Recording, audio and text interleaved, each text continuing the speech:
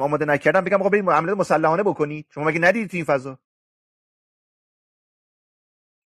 آقا عملیات مسلحانه مگه به سادگیه؟ شما باید شبکه بسازی، لوجستیک داشته باشی، سلاح وارد کشور بکنی، هسته‌های خاصی رو بسازی، یک شبکه امنیتی ایجاد بکنی.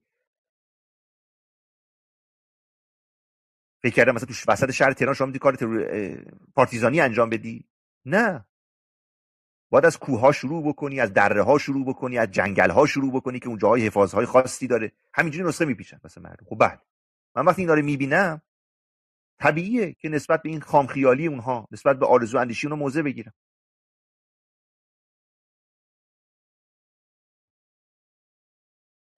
ضرورت انقلاب در ایران رو من 5 سال قبل تو تلگرام خودم نوشتم که چرا ما نیاز به انقلاب داریم، چرا اصلاحات جواب نمیده.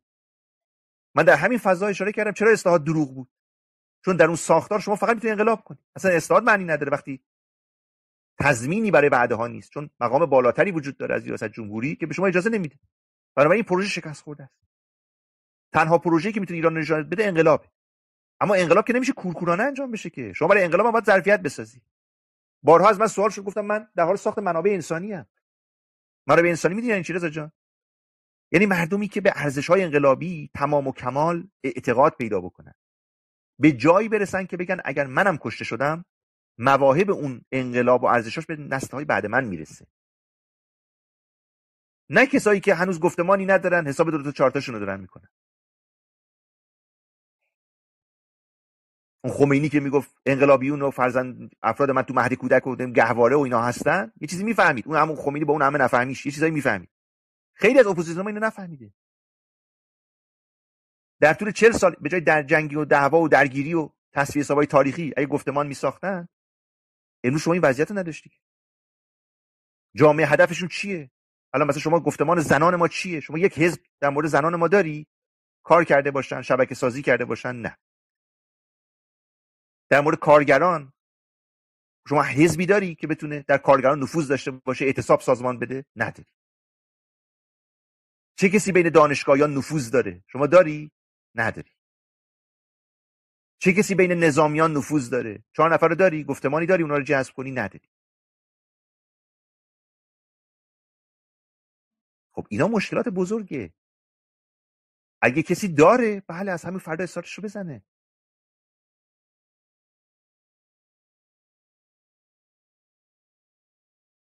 حتی دوستانشون هم نمیشناسن، جناهاشون هم نمیشناسن. 5 نفر دور هم جمع میشن، فردا با هم اختلاف پیدا میشه. میدونی چرا؟ به خاطر اینکه هیچ کس نمیشناسه، نمیدونه اندیشاش چیه، وگرنه که اینقدر ساده کنار هم دیگه نمیشینن که. همین الان این متنی که از آقای دکتر داریوش همایون خواندم برای شما داره همین مسئله رو میگه. این فراز و فرودها باید قبل از انقلاب انجام بشه. ارزش‌های یک انقلاب باید صحبت بشه. بعدش وقتی نیروی انسانی داری، حالا وارد فاز اجرایی بشی، وارد فاز عملی بشی. وگرنه بی جهت که نمیشه مردم رو به خیابان آورد. شما میگی جمهوری اسلامی داره آدم میکشه، بله میکشه، 40 اندی سال داره میکشه. اما شما زمانی مردم رو به خیابان بیاور که اگر جمهوری اسلامی داره میکشه امید به پیروزی وجود داشته باشه، از اون کشتنها به حداقل برسه، برنامه‌ریزیات و اصول باشه. وگرنه تو خلا که نمیشه مردم رو فرستاد تو خیابون. کدوم انقلاب اینجوری به پیروزی رسیده؟ شما میتونید ببینید میشه شورش. اون انقلاب نیست.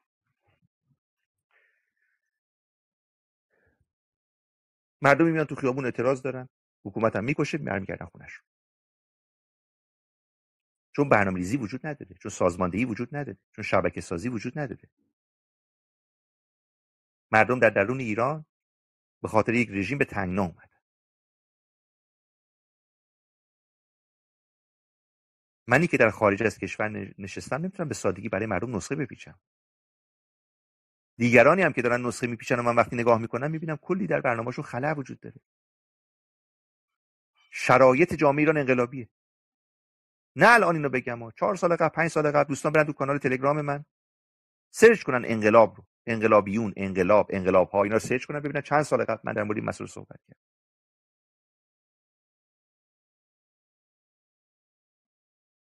چند وقت قبل بود توی برنامه من اشاره کردم، اصلا گفتمان جمهوری اسلامی یعنی گفتمان انقلابی. وقتی کسی با تفکری مثل جمهوری اسلامی به قدرت میرسه، شما با اون نمیتونی اصلاحات بکنی.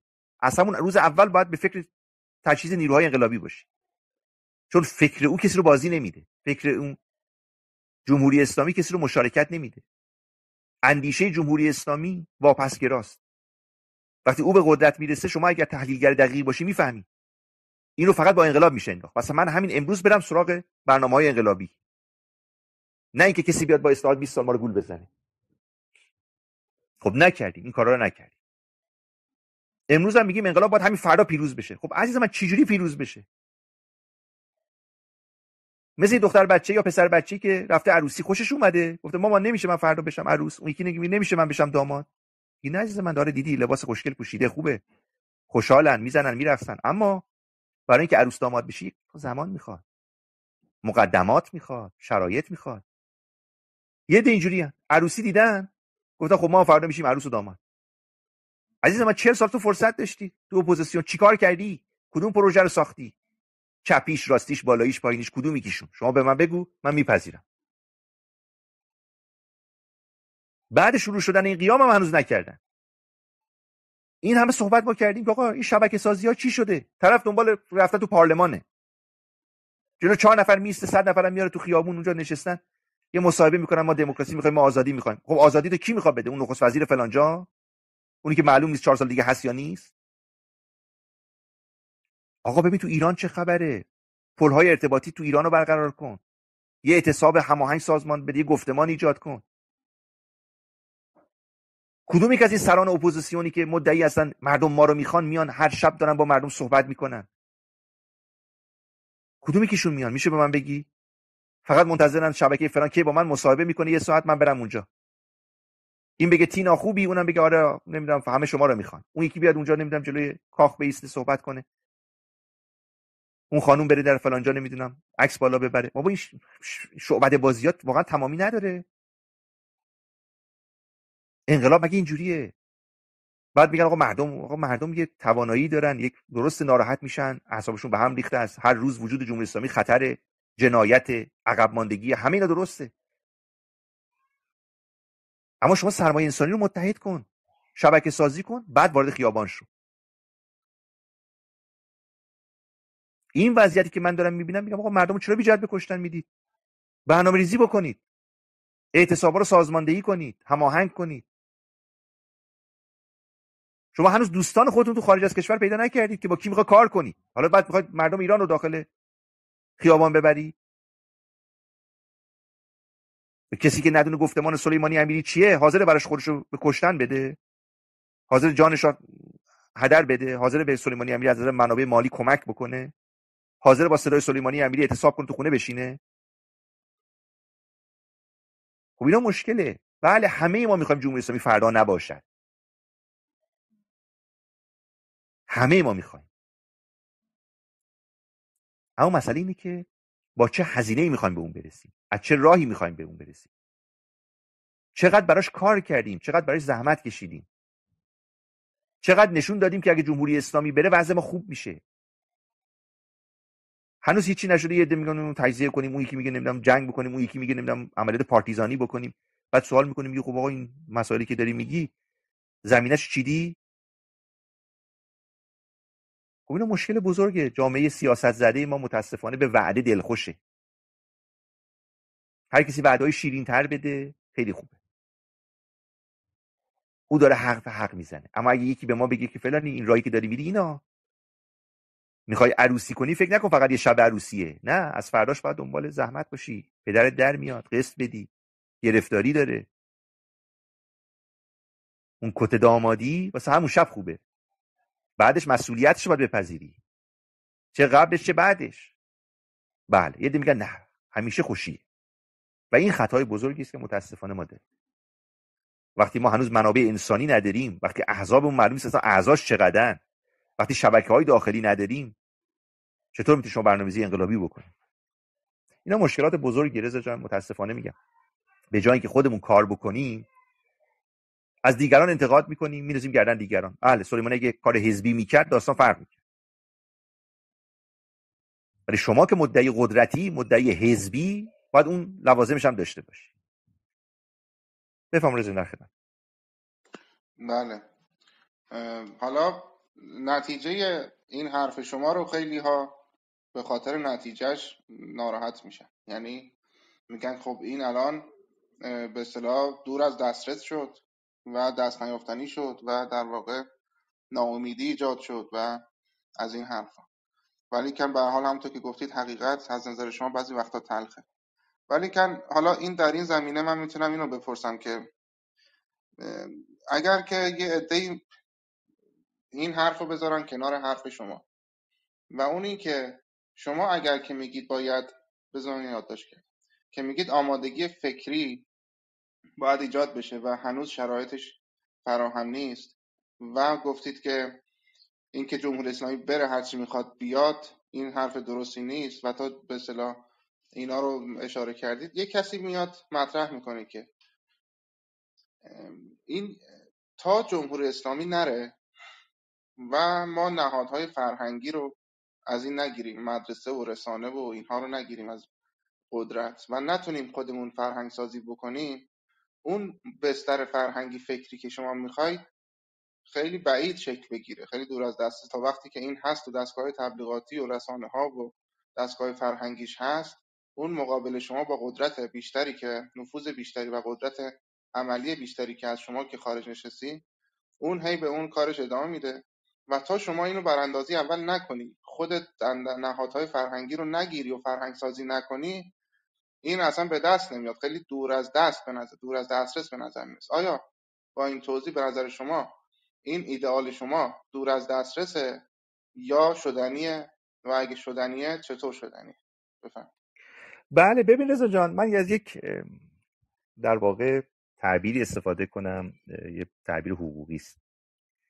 خب شما میدونید انسان صاحب حقه، اما همیشه نمیتونه حقش رو اجرا بکنه. یعنی یک اهلیت استیفا داره، یک اهلیت تمتع داره. من این مثالی که عرض کردم رو برای پرسش شما به کار بردم، به این معنا که شما یک زمانی توانایی این رو دارید که بسنجید وجود این حکومت مطلوب نیست و میتونید یک آینده ای رو بسازید که شما رو به سمت یک وضعیت مطلوب پیش ببره، به یک وضعیت آرمانی پیش ببره. اینکه مردم ما زمینه فکریشو ندارن، نه، من هیچ وقت همچین حرفی نزدم. من معتقدم اتفاقا مردم ما زمینه فکری گذار از جمهوری اسلامی رو پیدا کردن. دیگه جمهوری اسلامی مشروعیت نداره، دچار بحران مشروعیت شده، چه از بعد نظری چه از بعد کارکردی، یعنی عملی. بسیاری از مردم ما میدونن، حداقل عناوینش رو میدونن چی میخوان. درسته نسبت به محتواشون شاید اشراف نداشته باشن، بحث آزادی ها، بحث دموکراسی، بحث سکولاریسم.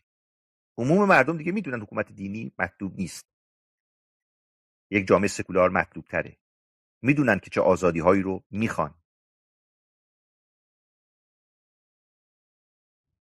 دیگه حکومت جمهوری اسلامی اون مشروعیت رو نداره که مردم نخوان با او مبارزه بکنن. نه، این وجه وجود داره. اما مسئله من اینه که گروه هایی که باید از این وجه استفاده ببرند غفلت کردن. روی صحبت من با اپوزیسیونی است که کار حزبی میکنه. در هر انقلابی دهه‌ها قبل از انقلاب اندیشمندانی سعی میکنن مؤلفه ها و ارزش های یک جامعه رو تغییر بدن. یعنی نشان بدن که چرا این وضع مطلوب نیست و چرا وضعیت مطلوب ارزش مبارزه رو داره.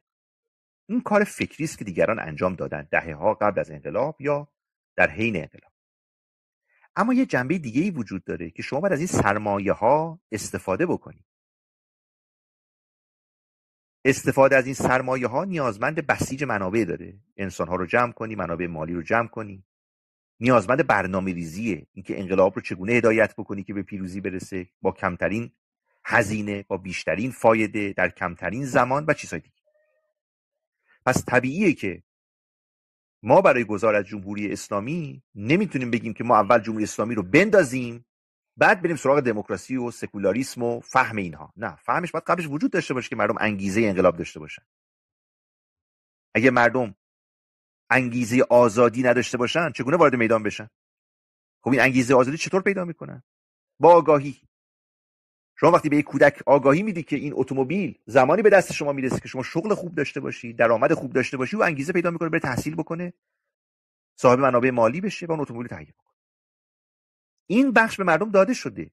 مردم ما دیگه امروز با مناسبات اجتماعی و جهانی کاملا دریافتن که حقوق و آزادی‌ها در کشورهای دیگه چیه، اونا چه چیزی رو از دست دادن و چگونه باید به اون برسن. اینا رو فهمیدن، اون حداقل‌ها رو فهمیدن. حالا ممکنه این مفاهیم عمیق نبوده باشه، تمرین نشده. بله، ما دموکراسی رو تمرین نکردیم. ما نیازمند این هستیم که در فردای بعد از جمهوری اسلامی نهادهای دموکراتیک ایجاد کنیم، آموزش دموکراتیک ایجاد کنیم تا آرام آرام این روش تمرین بشه و بره در درون جامعه و افرادش. پس طبیعی است بخشی از این نیروهای فکری قبل از برهم خوردن مناسبات اجتماعی شکل میگیره. اونایی که میگن بریم جمهوری اسلامی رو اول بندازیم بعد بریم سراغ دموکراسی یا فهم دموکراسی یا چیزای دیگر، حرفشو بی‌معنیه. چون شما تا جنگجویانی رو برای دموکراسی نداشته باشید که نمیتونید خیابان رو تسخیر کنید، نمیتونید حکومت رو بندازید. این کار فکری قبلش باید انجام بشه، ولی بخش دومش یعنی ساختارهای تقنینی، یعنی قانونگذاری، ساختارهای اجتماعی و شکلی و تشکیلاتیش بعد از استقرار رژیم. این مسئله است که باید بهش توجه بشه. بفهم. یعنی الان بالاخره ما الان شرایط برای انقلاب فراهم هست یا نیست به نظر شما؟ ببینید شرایط به انقلاب به دو عوامل تاثیر. یک عوامل مؤثرش خود حکومتن، یعنی رفتارهایی که حکومت انجام داده که شما میبینید کارایی نداشته، آن چیزی رو که مردم خواستن براشون محقق نکرده و از دل اون ساختار هم بیرون نمیاد که بتونه خودش رو اصلاح بکنه. بچه دومش ارزش هایی است که مردم به دنبالش هستن که این از بیرون داده میشه که برای این مطالبات شما بجنگید. پس زمینه اجتماعی و فکری مردم برای انقلاب فراهمه، اما تحقق انقلاب نیازمند یک برنامه‌ریزی دیگه ای داره. مثل اینکه شما پول فراوانی دارید، قصد خرید خانه رو هم دارید، اما هنوز اون رو نخریدید. باید بگردید خانه مطلوبتون رو پیدا کنید، سرمایه گذاری که میکنید رو بسنجید و بعد اون خانه رو بخرید. منابع کاملا آماده است، فقط نیازمند برنامه‌ریزی، تشکیلات، بسیج نیروها و یک سری برنامه‌ریزی‌های اصولی است که بتونه انقلاب رو پیروز بکنه. حالا این بخشو کی به عهده داره؟ احزاب. سلیمانی امیری به عهده نداره. این کار کسانی است که کار تشکیلاتی کردن، کار حزبی کردن، بسیج میدانی رو میتونن انجام بدن، منابع مالی و رسانه‌ای در اختیار دارن، اونا باید انجام بدن. بفهم. قبل از اینکه من مورد آخر رو مطرح بکنم که مثل مورد اول خیلی مطرح شد و مهمه، یه سوال کوچیک اینجا مطرحه که توی اون سوال اول مطرح بود، من اینو نگفتم، که زمینه سوء استفاده تفرقه افکنان فراهم میشه. اون دشمن شادی یه قسمتش این بود که زمینه تفرقه افکنان رو حکومت کنه. یعنی مثلا جمهوری اسلامی چیا میان و میبینن که شما داری اونا رو نقد میکنی و بالاخره یه مخالفت‌های شکل میگیره، میان فوت میکنن تو آتیش این اختلاف و تبدیل به دعوا و جنگ و نفرت و داستان‌های دیگه میکنن.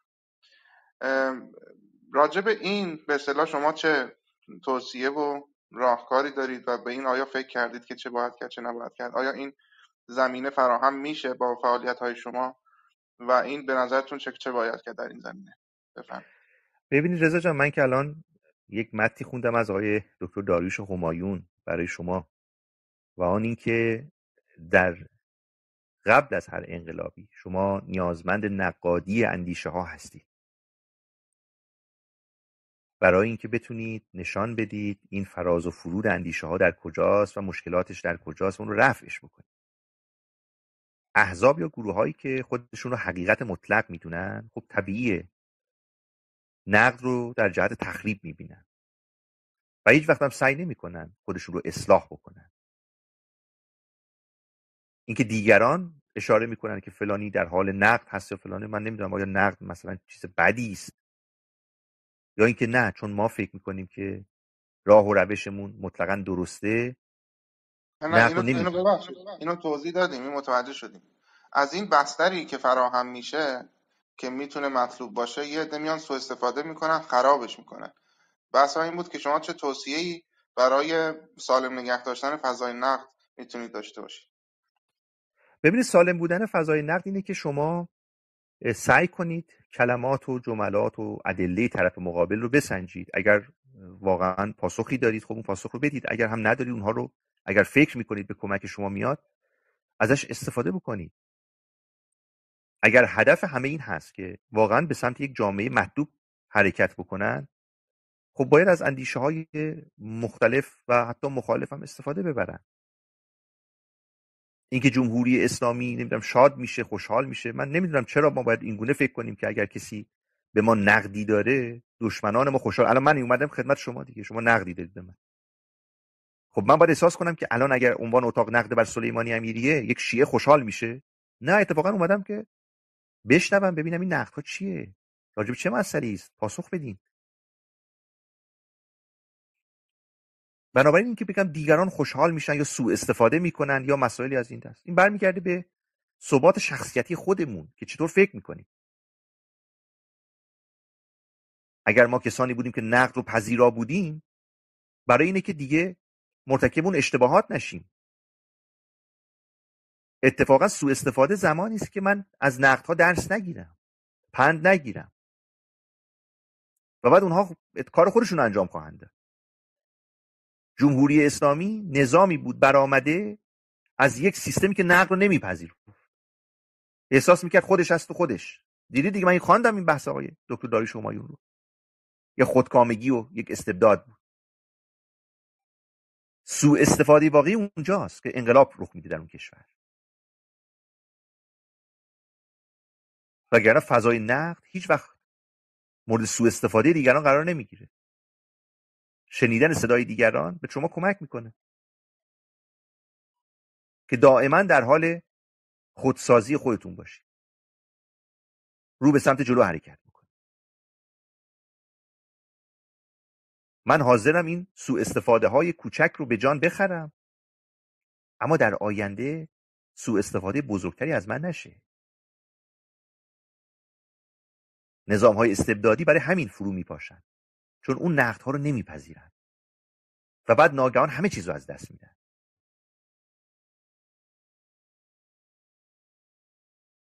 اینکه جمهوری اسلامی نمیدونم از این فضا سوء استفاده میکنه، نه، به هیچ عنوان. نقد کمک میکنه که شما بتونید در روشتون، در منشتون، در برنامه‌ریزیاتون یه جرح و تعدیلی بدید، کارتون رو بهتر بکنید، با قدرت بیشتری جلو برید.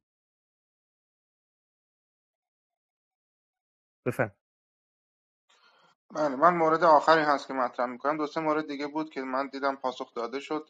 این مورد آخر خیلی مطرح شده و هی تکرار شده و هی تکرار میشه و چه بسا شما این رو قبلا انجام دادید ولی بازم تکرار میشه و این بحث ارائه راه حل هست که خیلی ها میگن آقا شما در کنار این همه نقدی که میکنید، خب یه راه حلی، یه جایگزینی، یه چیزی خودتون ارائه بدید. اگه راست میگی نقد ساده است و اون ارائه جایگزین یا راه حل به اصطلاح اصل حرف. من میدونم که شما قبلا حرفایی تو این زمینه زدید، منم شنیدم، دوستانم شنیدن، ولی که من این نقد رو میخوام تبدیل به درخواست بکنم که شما یک حالت، یک نوشته ای رو اگه مثلا بتونید منتشر بکنید به شکل تیتروار، مثلا چه باید کرد، اسمش باشه مثلا یه چیز شبیه چه باید کرد، 1 2 3 4 5 6 7 8 10، اینو تیترش مشخص باشه، مثلا فصل 1 این کار باید، بعد تو فصل مثلا توضیح داده بشه، توضیحات بیشتر، که به اصطلاح منسجم درباره حرفایی که قبلا زدید، یه حالت منسجمی به عنوان راه حلی که چه باید کرد، حالا در زمینه سیاسی و اینها یا دینی، یه همچین چیزی مثلا اگه منتشر بشه یا همچین رومی برگزار بشه که تو اونجا به شکل منسجم چه باید کرد ها مطرح بشه. خیلی ها هم میگن خب چیکار بکن، شما که خود نقد میکنی راست میگی، بگو چیکار بکن. هرچی میگیم آقا قبلا این حرفا زده رضا شده. جان، بله، ببینید، بفرمایید. من حالا همین شاید یک شنبه 2 هفته قبل بود، این بحث ناسیونالیسم مدنی رو من مطرح کردم. ناسیونالیسم مدنی که جایگزین اون ناسیونالیسم کلاسیکی میشه که به بحث نژاد و قومیت و زبان و اینها اهمیت میده. یعنی سعی کردم اون ناسیونالیسم کلاسیکی که سبب افتراق در درون جامعه ما شده و زمینه‌هاش هم متاسفانه وجود داشته، 10 عامل رو من برشمردم و بعد جایگزینش رو هم ارائه کردم که ناسیونالیسم مدنی است و پایه‌هاشون رو برشمردم. ولی خب مردم نمیخوان گوش بدن. یعنی برای من عجیب اینه که عده‌ای میگن خب شما راهکار چی؟ الان همین مسئله آخری که من عرض کردم، حالا قبل اون هم موضوعات مختلف وجود داشت. مگه در همین انقلابی که بود بحث رهبری رو کی مطرح کرد؟ اون اوایل بحث بود. خیلی هم انتقاد کردن که نه خیلی نیاز نیست فلان. نظریه کارگزاران رو کی مطرح کرد؟ بحثی که انقلاب باید خلق بشه و شما نیازمند این هستید این گفتمان رو به اقشار مختلف جامعه ببرید، چون همه با یه وعده بیرون نمیان، همه یکسان بیرون نمیان، همه یک جهت بیرون نمیان، گروه ها مختلفن. در مورد دموکراسی این همه ما اتاق گذاشتیم، دلایل رو ذکر کردیم، چرا اهمیت؟ خب بعضیش ما باید بپذیریم، باور کنیم، تمرین کنیم. همین ارائه شده. اما اگه معتقدید که سلیمانی چرا قرصی به ما نمیده که ما بخوریم فردا همه اینجوری بشیم، خب نه، من همچین قرصی در اختیار ندارم که به شما بدم میل کنید از فردا به جای ناسیونالیسم کلاسیک که بر تفرقه و افتراق میزنه حالا بشید دیگه یک شهروند جامعه مدرن. نه، من همچین قرصی ندارم. واقعا کار فرهنگی زمان بره، میدونم خیلی هم زمان بره. ما تو همین فضا صحبت کردیم که شما ارزش‌های یک انقلاب رو برای مردم روشن کن، نیروهای خودت رو بر اساس ارزش‌ها تنظیم کن، نه بر اساس اون آش ملی که آقای دکتر شمایون رو من خواندم برای شما. آشتی ملی بر اساس ارزش هاست، وگرنه هر کسی رو جمع کنیم بیاریم تو خودمون که میشه آش ملی.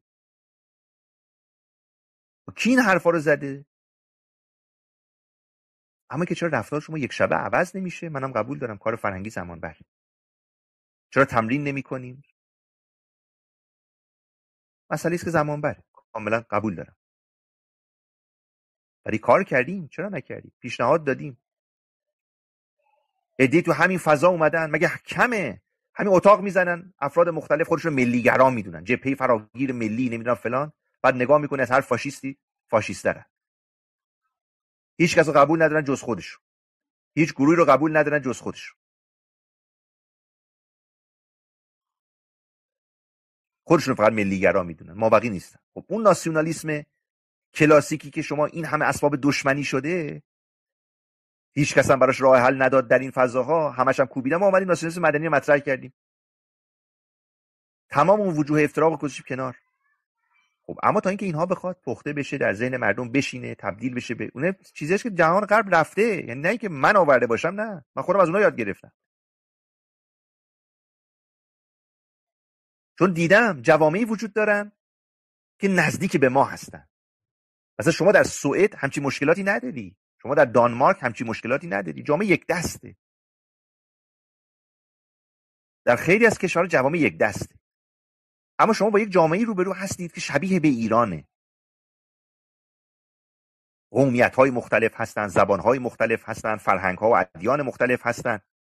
خب با اونا چه کار باید بکنیم؟ آیا ما میتونیم از همون نسخه‌ای که مثلا شمال اروپا بوده جلو بریم؟ نه. شما در همون سوئدی که هستی رضا جان 70 80 ساله احزاب چپ یا اون گرایش‌های چپی حاکمه، یعنی یک نگاه سوسیالیستی حاکمه، چون برگرفته از همون فرهنگ و مسائل مختلف اونهاست. خب طبیعیه در اون جامعه شما اگر به ناسیونالیسم کلاسیک بپردازی که خطرش کمتره، ولی در جوامع دیگری که شبیه به ما هستن. من مثال زدم، شما ایالات متحده امریکا یک جامعه متکثره، ساکنان اولیه بومیانش بگیرید تا انگلیسی هایی که وارد شدن، فرانسوی هایی که رفتن، بومیان افریقایی که به عنوان برده وارد شدن، بعدن حقوق اجتماعی گرفتن، مهاجران مختلفی که رفتن. خب اگر در میان امریکاییان اندیشمندانی نبودن که ناسیونالیسم مدنی رو به جای ناسیونالیسم کلاسیک جاسازی بکنن، چی میشد؟ هر روز یه جنگ داخلی داشتن. انگلیسی اون ایتالیایی رو حساب نمیکرد، اونا بومیان رو حساب نمیکردن، بومیان هم افریقایی هایی که آمده بودن و مهاجر بودن رو حساب نمیکردن. خب چه میشد اون وقت؟ این همه زبان، این همه گروه های. ببینید اونا به سمتی رفتن که توسعه همگرایی ایجاد بکنه. بسیاری از مشکلات داخل جامعه ما هنوز هم بر پایه همون اندیشه های سیاسی قدیمی است که ملیگرا فقط ماییم، ما فارسا فقط ملیگراییم، دیگران هیچ کی ملیت نمیفهمه، همه تجزیه طلبن، همه به دنبال فلانن و اینا. از اون طرفم اونا همین کارو میکنن. فارسا فاشیستن، فارسا نمیدونم ما رو قتل عام کردن، فارسا فلان کرد. دلیلش هم من عرض کردم چیست. ما زمینه هایی داریم چه بخوایم چه نخوایم اون رو به ارث بردیم، اینا میراث ما هستن و امروز وظیفه ما اینه که یه مقدار مفاهیم رو تغییر بدیم. اگر صبح تا شب دیدی تو این فضا کسی خودش رو فقط ملی میدونه، دیگران رو خارج از اون ملیت تعریف میکنه، بدونید این اندیشه نمیتونه ما رو به جایی برسونه. خب ما راهکار دادیم. 2 سال من در این فضا با یه بخش از پادشاهی خان درگیرم. کسانی که میگن اصلا دموکراسی معنی نداره. کی گفته دموکراسی؟ ما یه چکمه میخوایم. یه چکمه‌ای که بیاد برنامه‌ریزی بکنه واسه ما. بعدم میرم به سراغ دوران رضا شاه و محمد رضا شاه. خب بسیار عالی.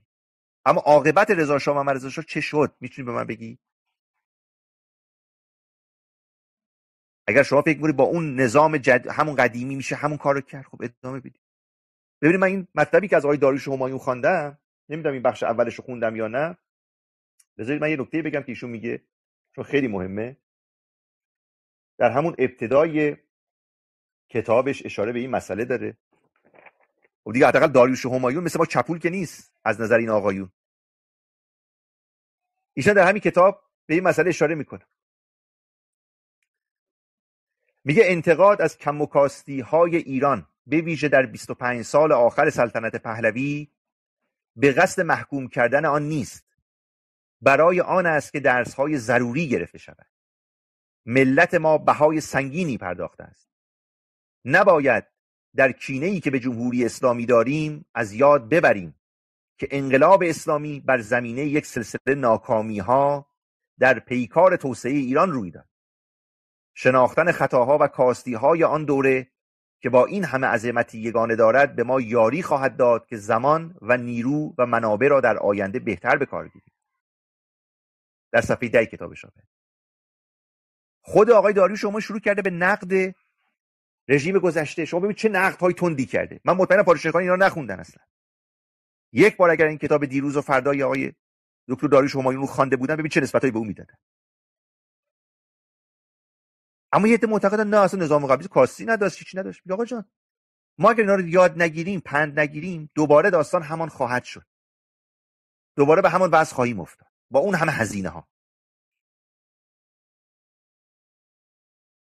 2 سال ما تو این فضا داریم با کسانی بحث میکنیم که آقا شما وقتی میگید دموکراسی خوب نیست، ما نیازمند یه آقای هستیم فلان کنه فلان، خب آخرش هم باز به جایی میرسید که سال 57 رسیدید. باز یک عوام فریبی مثل خمینی میاد به راحتی اون مردم رو فریب میده. حالا میخواد دوباره این راه رو تکرار کنید. بسیار عالی. ما اشاره میکنیم جایگزینی این فضا دموکراسی است. پذیرش افراد، قبول کردن اندیشه های مختلفه.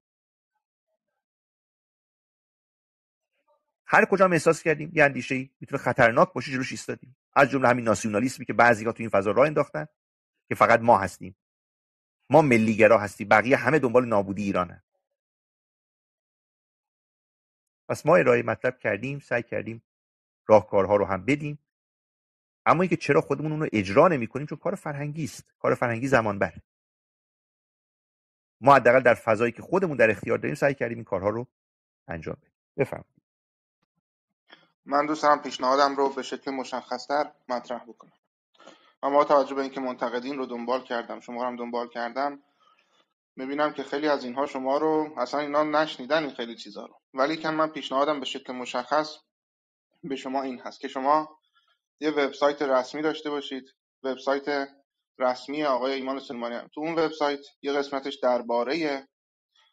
درباره باشه. بگین که این مثلا ایشون چی هست چی نیست. همون چیزی که من اینطور یادداشت کردم. نوشتم عضو فعال جامعه مدنی، روشنگر، آگاهی بخش، مولد فکر و گفتمان، بدون چشم داشته به قدرت، آزاد، مستقل، بدون تعلق به احزاب. مثلا این درباره یا توضیح. یه قسمت راجع به دیدگاه‌ها، یه قسمت مانیفست، یه قسمت چشم‌اندازها، یه قسمت راهکارها، یه قسمت چه باید کرد.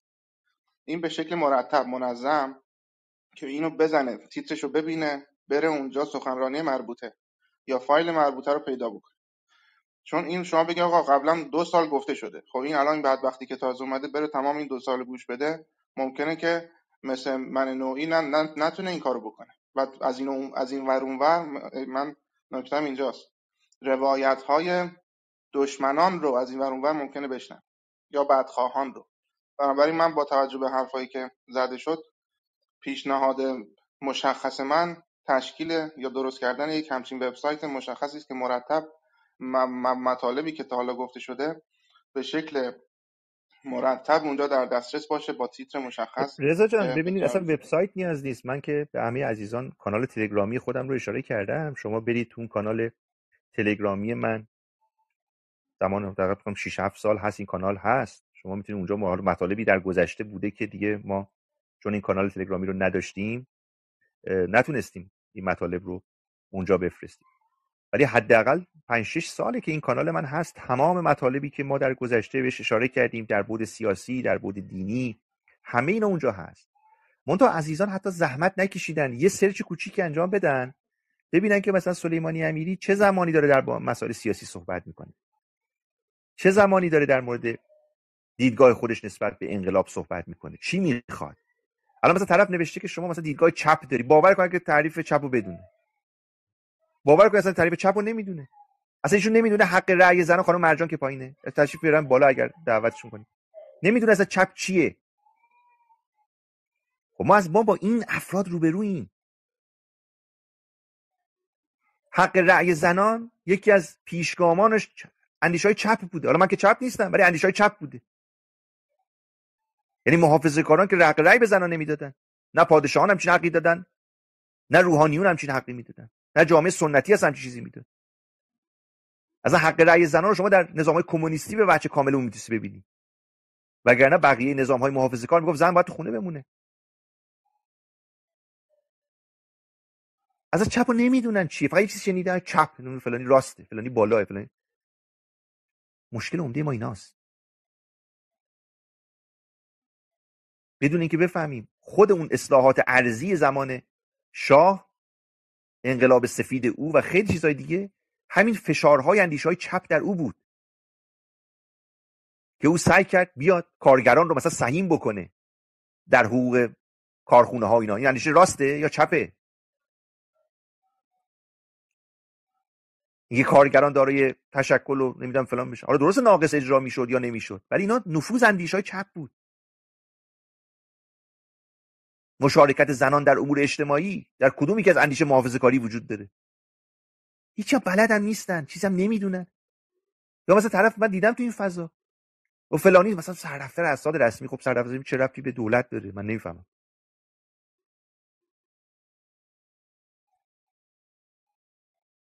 مگه دفتر اسناد رسمی، کسی که سردفتر اسناد رسمیه حقوقشو دولت میده مگه؟ نه، حقوقش از حق التحریر اسناده. یعنی افراد مراجعه میکنن دفترخونه، سندی رو که شما تنظیم میکنی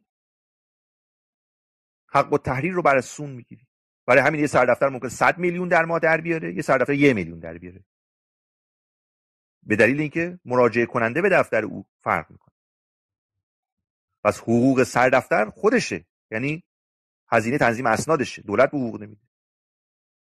بازنشستگیش مال کانون سردفترانه، از 10% که در پایان هر ماه از حق و تحریری که میگیره پرداخت میکنه. هیچ چیز بلد نیستن. یا مثلا ماده 69 قانون دفاتر میگه سردفتر اگه فوت بکنه یا بازنشسته بشه تا 6 ماه بعد تا 1 سال بعد حق داره اون جواز دفترخونه رو بفروشه. چرا؟ چون حق کسبشه.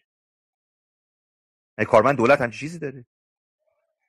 دفتر میتونه که همه چیز دفتر خودش انتخاب کنه، دفتریار و کارمندان و همه چیز.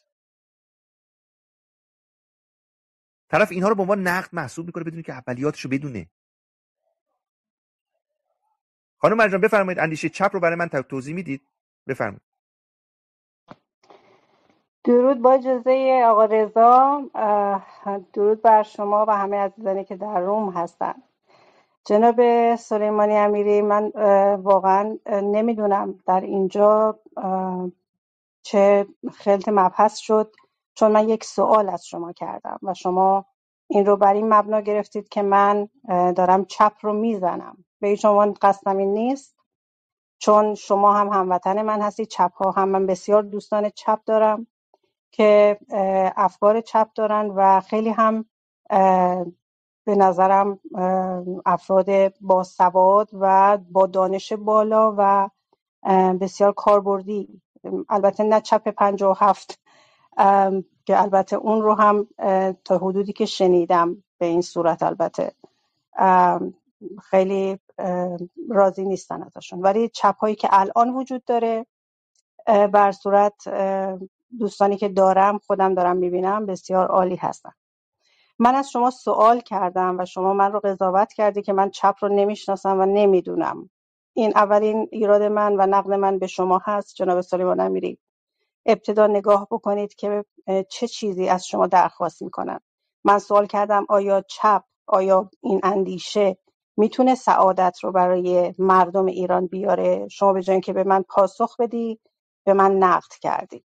خب این رو برای من باز بکنید. اگر شما ذهنتون، اون باورتون، اون اندیشتون میگه که میتونه برای بشر، برای مردم ایران اون سعادت رو بیاره، خب بگید ما این کار رو قراره بکنیم، به این صورت قراره بشه، اینها میاد روی کار، شخص پرستی نیست، اون شورا هست، همه چیز بر مبنای شورا در واقع تصمیم گیری میشه. اینها رو به من بگید.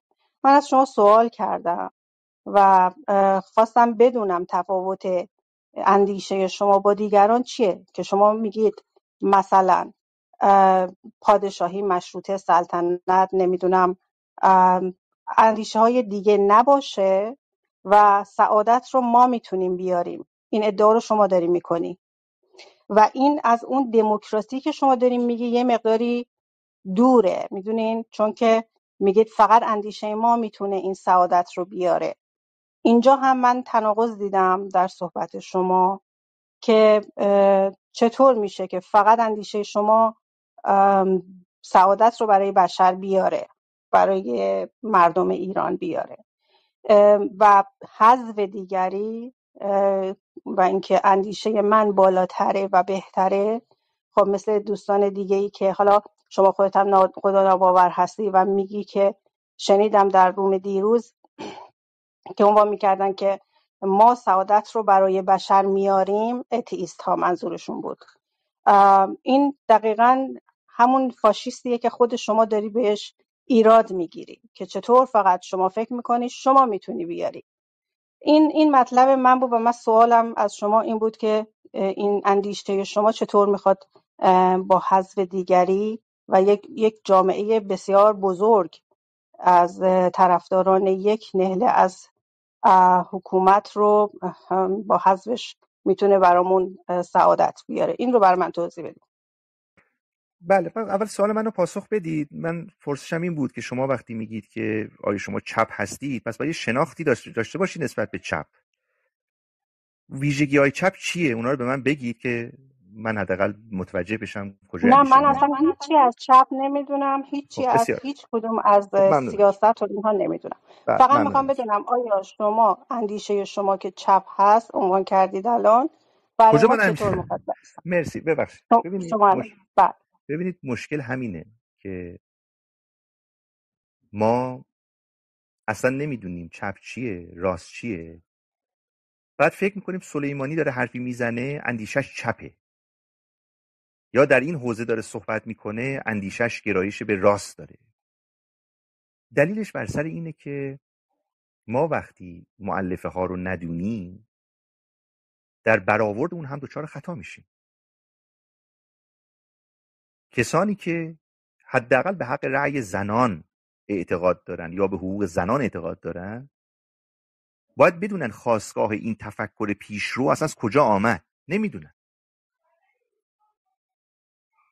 در مورد اندیشه من کجا اشاره کردم که من حق مطلقم، من دارم درست میگم، شما حتما باید دیدگاه منو بپذیرید؟ به هیچ عنوان. تمام حرف ما بر دموکراسی است. دموکراسی یعنی که همه انسان‌ها جنبه‌هایی از درستی در صحبتشونه، حق اظهار نظر دارن، حق آزادی بیان دارن، حق این رو دارن که حرف بزنن. تمام صحبت ما رو حول این محوره. اتفاقا بحثی که دیگران دارن مطرح میکنن در این فضاست که ما رو آزار میده، وگرنه ما که حرفی ندیدیم. همین اتاق بر سر اینه که چرا سلیمانی در حوزه سیاسی نظر میده، در حالی که باید بدونن یک شهروند در درون یک جامعه حق اظهار نظر رو داره. حالا شما اگه نظرش خوشتون نمیاد، دلیل نداره، منطق نداره، جواب نده. تمام این فضایی که الان داره ایجاد میشه بر سر همین مسئله است.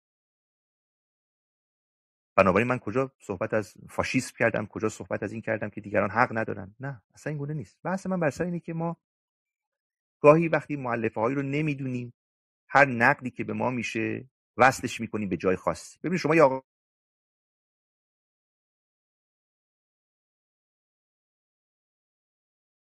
تشریف داشتید، من شنیدم اون اتاق رو. صدای شما قطع شد یه لحظه. الان صدام هست؟ بله بله. اشاره میکرده سلیمانی امیری داخل ایرانه، نقد دین میکنه و بعد به واسطه این محبوبیت حالا اومده وارد بحث‌های سیاسی شده یا فلان شده. میدونید جای تأسفش کجاست؟ جایی که یک نفری که خودشو خبرنگار میدونه، حتی نمیدونه من کجام، اما میخواد سعی کنه یه جوری طیف مخالف خودش رو وصل کنه به یک سری سیستم‌های امنیتی. مشکل من با این تفکره، با این سیستمه. بحث من بر سر اینه که نیاز نیست شما دیگران رو با چپی بودن، راستی بودن، نمیدونم گروهی دیگر بودن خطاب کنید، بلکه اندیشه یک نفر رو نقد کنید، حالا چپی، راستی، بالایی، هر کجا هست. این مسئله مهمه که متاسفانه ما نداریم. بنابراین اون پیش‌فرض‌هایی که شما به کار بردید که من گفتم فاشیستن، من گفتم حرف نزنن، نمیدونم، شما مستند کنید حرفتون رو، من اون وقت ببینم کجا من گفتم که فقط حق با منه. در صحبت من شنیدید که من میگم حق با منه؟ بفرمایید. خیلی ممنون. بله دقیقا شما همین چند دقیقه پیش عنوان کردین کلاب هایی هست مثل جبهه فراگیر ملی که یک نوع فاشیسته و فقط میگه اون چیزی که من فکر میکنم درسته، اون خانشی که من از ملی دارم، یعنی از گفتمان ملی دارم، مثل عین فاشیسته. این رو شما همین الان عنوان کردین. و یه مطلب دیگه این که عنوان کردین که شاهزاده رضا پهلوی در واقع همون استبدادی هست، یعنی اسمشون رو نیاوردید، فقط عنوان کردید که شخص دیگری میاد مثل خمینی و اون استبداد رو برای ما دوباره میاره. خب چه کاری مردم انقلاب بکنن؟ خب این نگاه شما، این نگرش شما به شاهزاده که همه به دموکرات بودن ایشان در واقع ایمان دارند، یک مقداری این طرز نگاه شما و دیدگاه شما رو زیر سوال میبره که شما اصلا چه نوع اندیشه‌ای دارید در حوزه سیاست که ورود میکنین و عنوان میکنین که شاهزاده قراره که استبداد بیاره برای ما، یعنی مردم رو، اذهان عمومی رو به این سمت و سو میبرید که قراره یه استبداد دیگه برای ما بیارن. حالا کی؟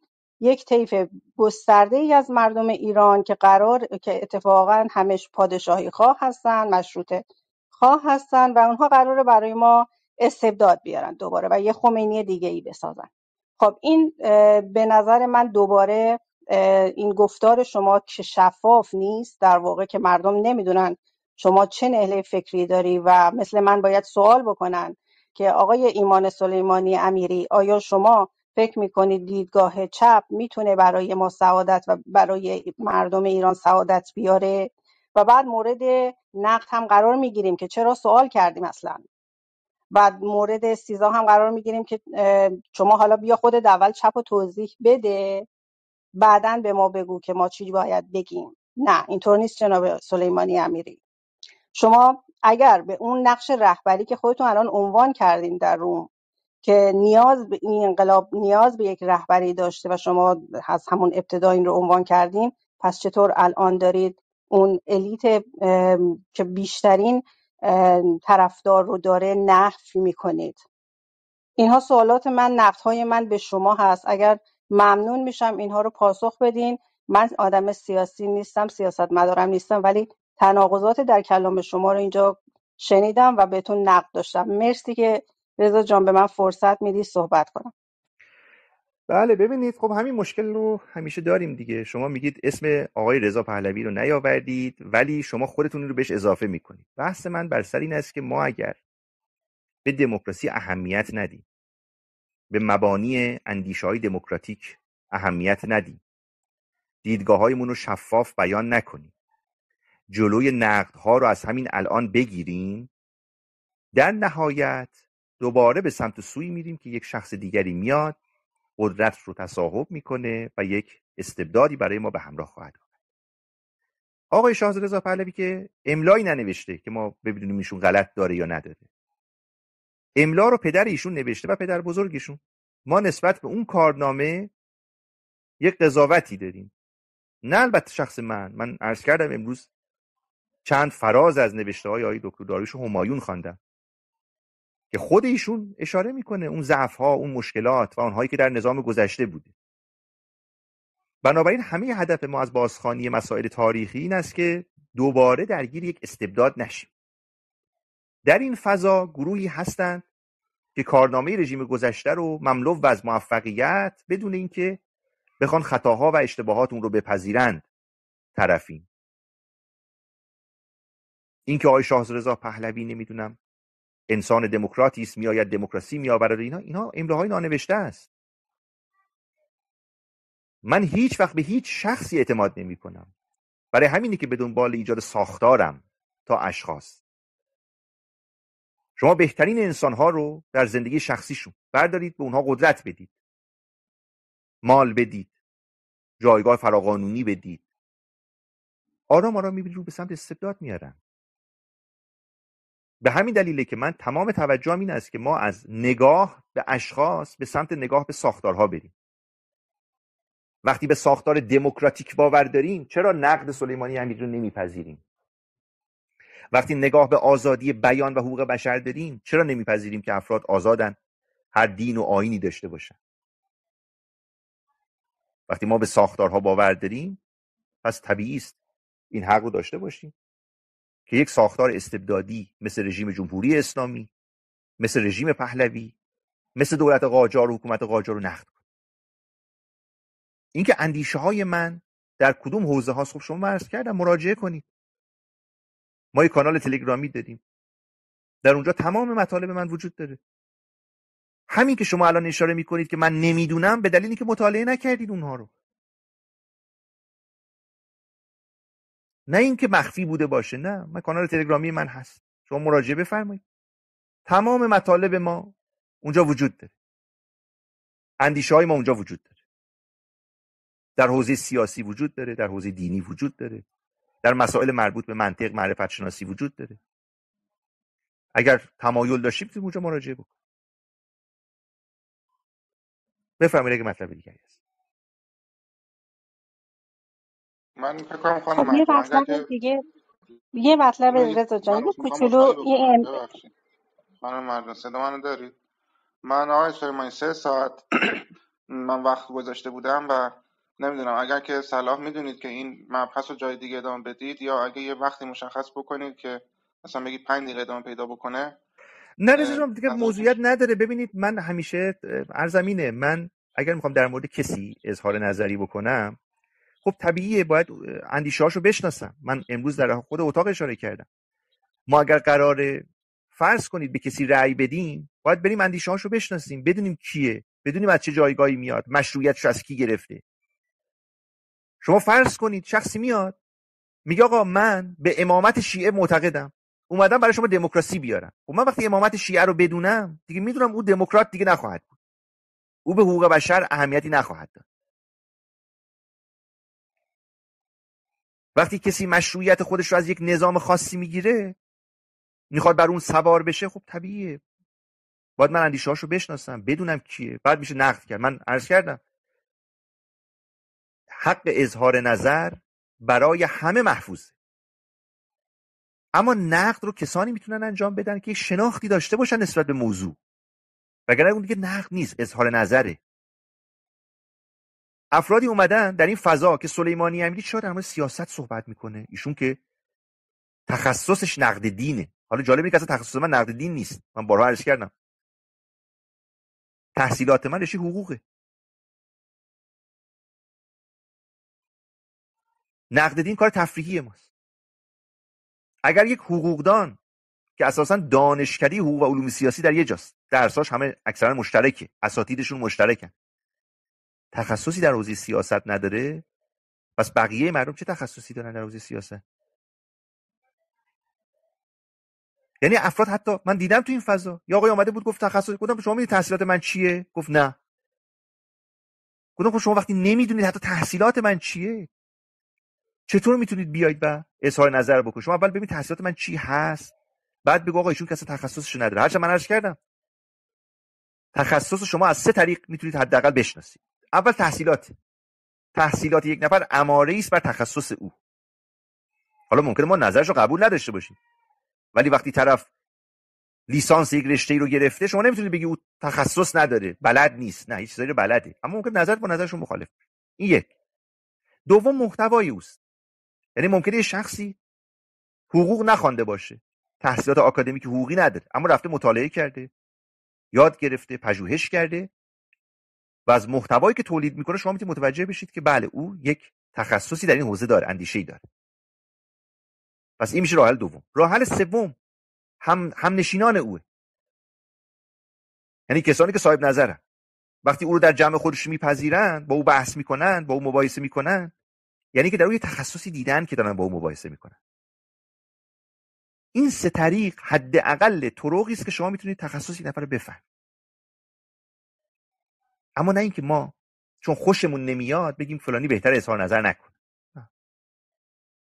ما در حوزه سیاسی اظهار نظر، یا مثلا دیدم دوستان میگن آقا چرا شون نقدی به دیگران نداره؟ مگه من کم کمونیستا رو نقد کردم؟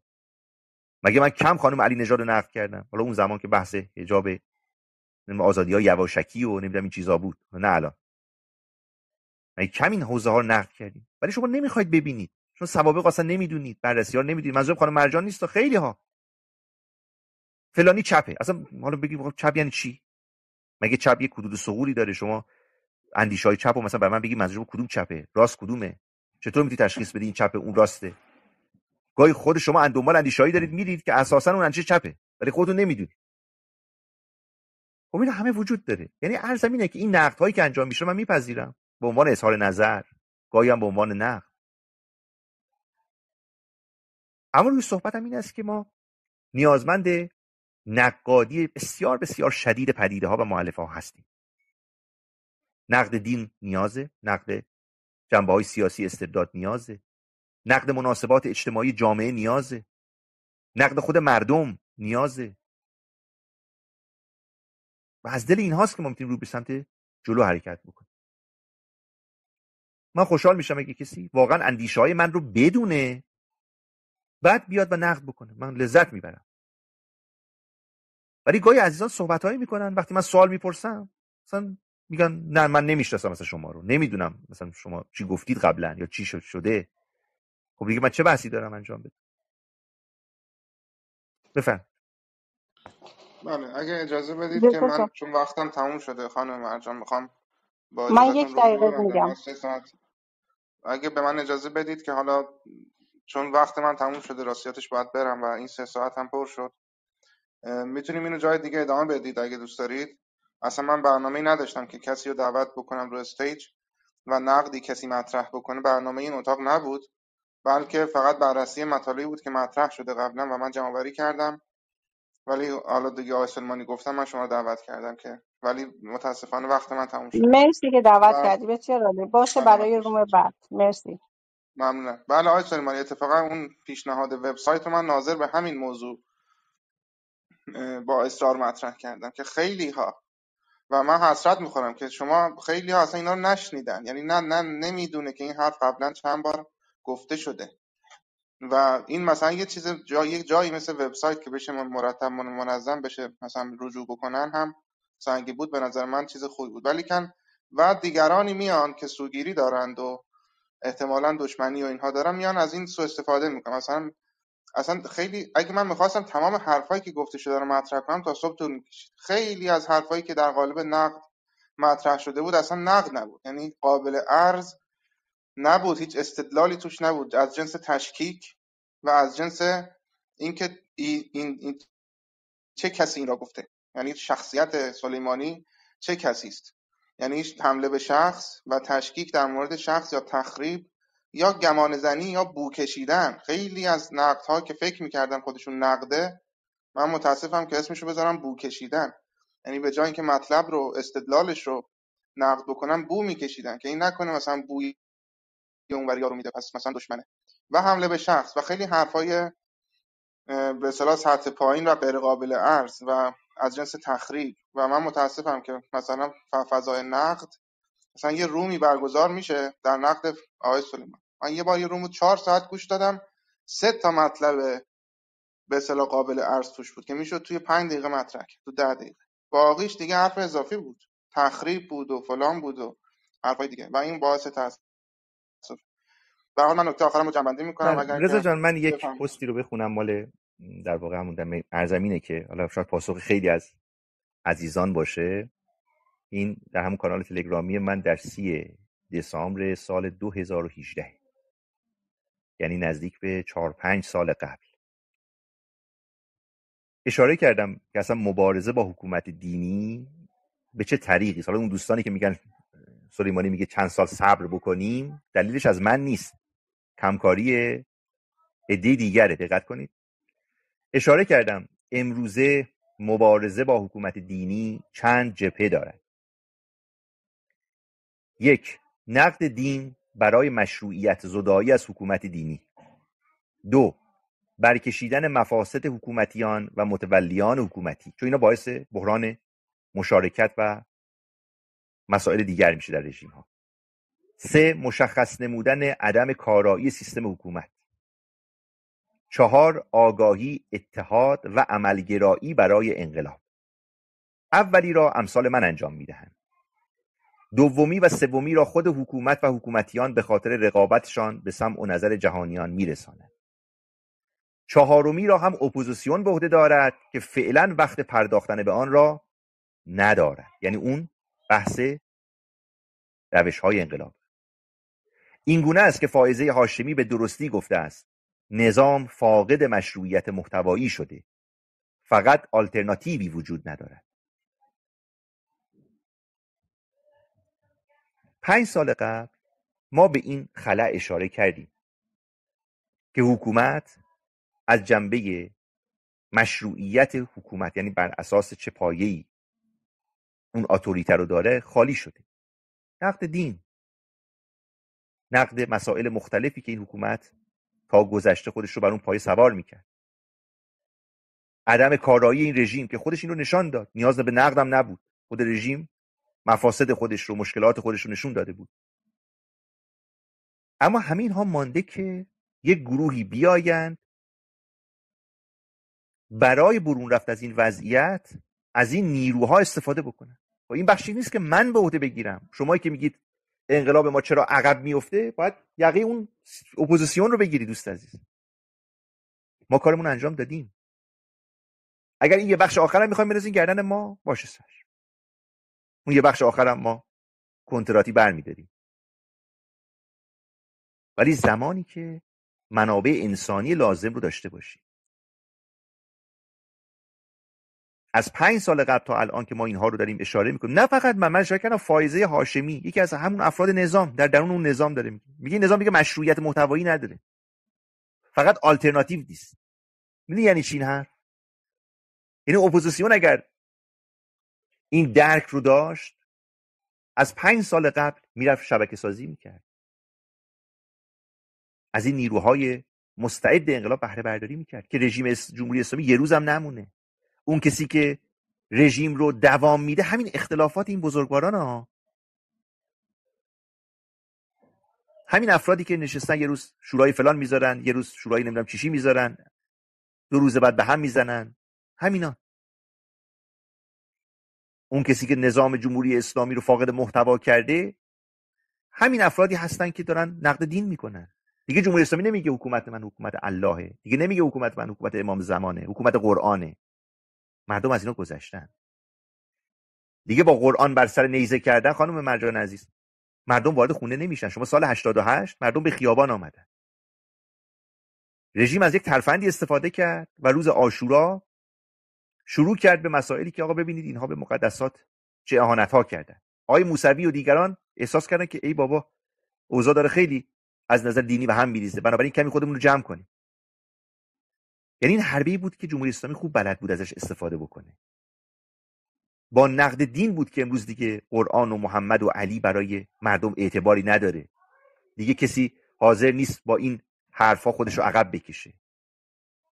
شما دیدی در گذشته رژیم این کارا رو میکرد، در امامزاده‌های بمبی میذاشت، در هر کجا یه حرکتی میکرد که جنبه احساسی مردم رو برانگیخته بکنه. امسال هم اومد همین کارو کرد، در شاه چراغ اومد همین حرکت رو انجام داد، ولی دیدید هیچ اثری نداشت. خودشون فهمیدن دیگه مردم برای اینکه ما بگیم با احساسات دینی شما داره بازی میشه کسی نمیاد خیابان‌ها رو خلوت بکنه. این کاری بوده که دهه‌ها قبل بزرگواران شروع کردن انجام دادن، حالا ما هم به عنوان شاگردان اونها ادامه داریم میدیم. ولی یه بخشی وجود داره که اپوزیسیون باید اون رو انجام بده، از این منابع انسانی فکری تولید شده استفاده بکنه، ولی نکرده. دائم دعوا کردن، دائم به سر و کله هم زدن، دائم به همدیگه فحاشی کردن. اون کسی که عمر نظام رو طولانی کرده ماها نیستیم. اپوزیسیونی که نمیتونه از این سرمایه استفاده بکنه. تمام بحث ما بر سر اینه که یقه اونا رو بگیرید.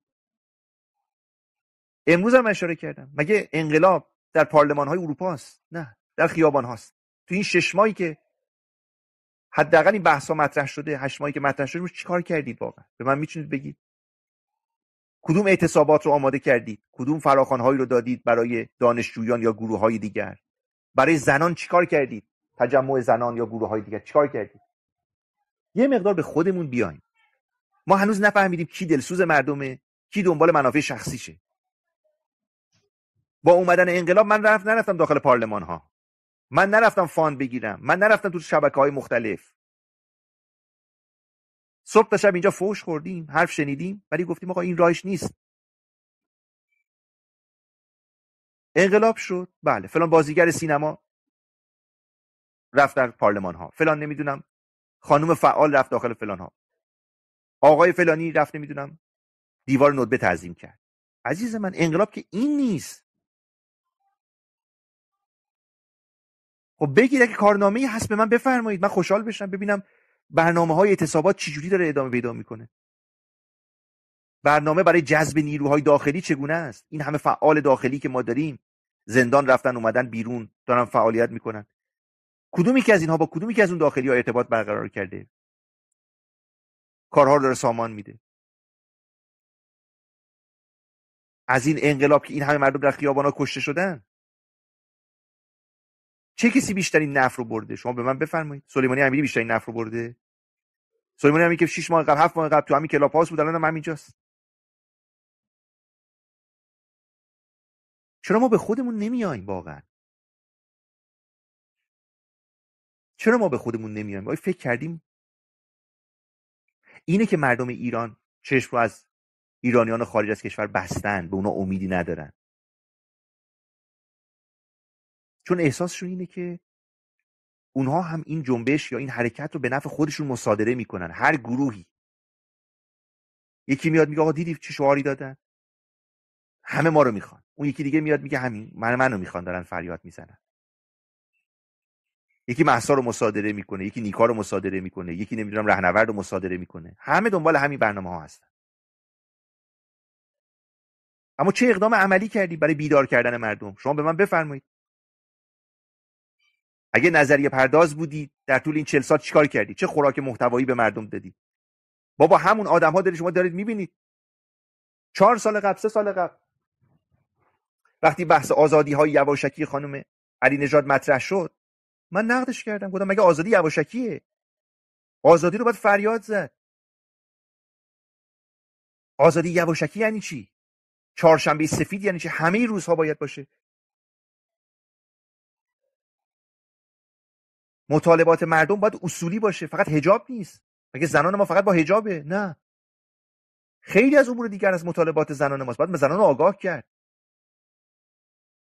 این همه نقد ما به ایشون داشتیم 4 سال قبل، 5 سال قبل. شنیده شد؟ نه خیر. به بخش دیگر از اپوزیسیون گفتیم آقا برید شبکه سازی بکنید، کارهای میدانی انجام بدید، اقدام بکنید. انجام شد؟ نه. آن کسی که دوام جمهوری اسلامی رو انجام داده ماها نیستیم. کسانی هستند که براشون اهمیت نداشته، فقط با توییت زندگی کردن. به جای که شبکه سازی کنه توییت زده، فقط رشته توییت ساخته به جای اینکه رشته‌های میدانی بسازه. خب نمیشه، واقعا این گونه انقلاب نمیشه.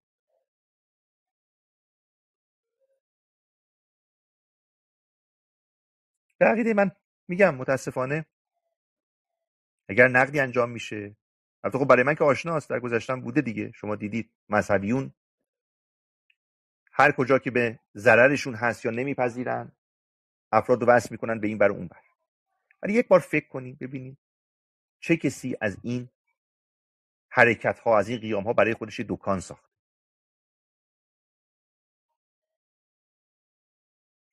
کیا اومدن؟ کدوم رسانه ها، کدوم گروه ها این جنبش ها رو مصادره میکنن؟ اگر کسی دل در گروه مردم داره، نیاز به خودنمایی نداره،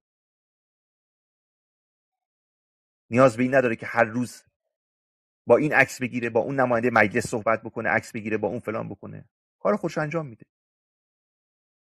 خمینی زیر درخت سیب تو نوفلاشاتو نشست انقلاب کرد. تو پارلمان‌های فرانسه و این ور اونور نمیگشت با اون نعلینش. یه درخت سیبی بود، یه پشتی گذاشته بودن، یه حسیری اونجا نشسته بود با اون ریش و پشمش. اما نیروهاش داشت کار میکرد. نیازم ندید به پارلمان بره، نیازم ندید به جاهای مختلف بره که بگه آقا من اومدم، من نماینده مردمم. نه، تو خیابان‌ها خودش نشون داد. حالا درست یا غلطشو کار نداریم ما. ولی منظورم اینه که باید یه مقدار معیارهامون رو عوض کنیم. ببینیم داستان به چه نحوی. مردم ما به اون آگاهی رسیدن که از این رژیم گذر کنن، به آزادی‌های مد نظرشون برسن. ولی صرف آگاهی کافی نیست، باید اقدام عملی انجام داد. انقلاب یعنی همین، اقدام عملی مشترک. این هماهنگی‌ها چیزی است که گروهی باید اون رو به عهده بگیرن که در قالب احزاب یا چیز دیگه مدعیش هستن. من عرضی ندارم رضا جان، اگر در حال مطلب دیگری هم هست من در خدمت شما هستم، اگر هم که نه به حال این فرصت هست که باز 5-6 ماه دیگه اگر نقدهای دیگری مطرح شد شما اینها رو جمع آوری بکنید و ما سعی کنیم بهش پاسخ بدیم. بله. نه من میخوام جنبندی بکنم. عرض بزرگتون من این نقدا رو، استدلال ها رو و نقدای کلی رو من جمع کردم. مثلا تو جزئیات محتوای حرفایی که شما زده بودید نقدای مطرح شد، مثلا چرا اونجا اونو گفتی، مثلا مسائل سیاسی فلان. من زیاد وارد جزئیات نشدم، گفتم اونو تو روم های خودتون میان میپرسن پاسخ میدید. ولی راجع به عملکرد کلی، رویکردها و فعالیت‌ها و چشم‌اندازها و اینها من مطالب کلی رو جمع‌آوری کردم و متاسفم که بگم که مثلا شاید اگه مثلا 20 ساعت من انتقادات رو گوش دادم، 1 ساعت 2 ساعتش مفید بوده. خیلی بدون استدلال از جنس بو کشیدن، یعنی بو بکشن که این نکنه چپه، نکنه راسته، نکنه بوی اونا رو میده، مثلا از این حرفا. یا روانشناسی زرد که این حالا مثلا به این دلیل اونطوری شده، به اون دلیل اینطوری شده، شخصیتش فلانه یا بیساره.